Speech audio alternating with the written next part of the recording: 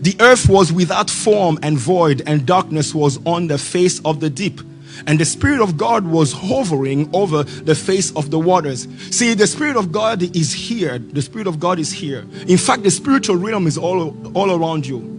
But God is looking at the earth, and he noticed that the earth was without form and void, and darkness covered the face of the deep. God saw it.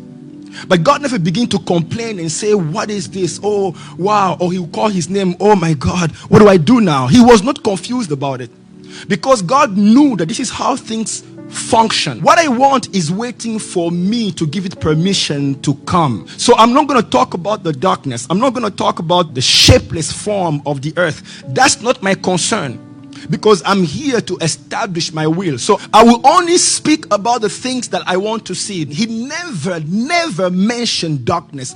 Are you listening to me? He never said darkness. Darkness never came out of his mouth, because that's dangerous. You give life to the things that comes out of your mouth. You will give them life. And God knew it. So he never talked about darkness. He never talked about the shapeless form of the earth. God said, let there be light.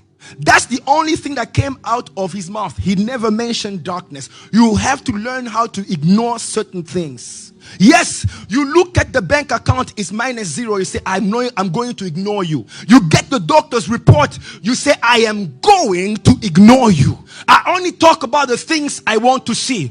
I look at my body. I see you feeble, but I command you to gain strength. You see, things are just waiting for you to receive permission to come.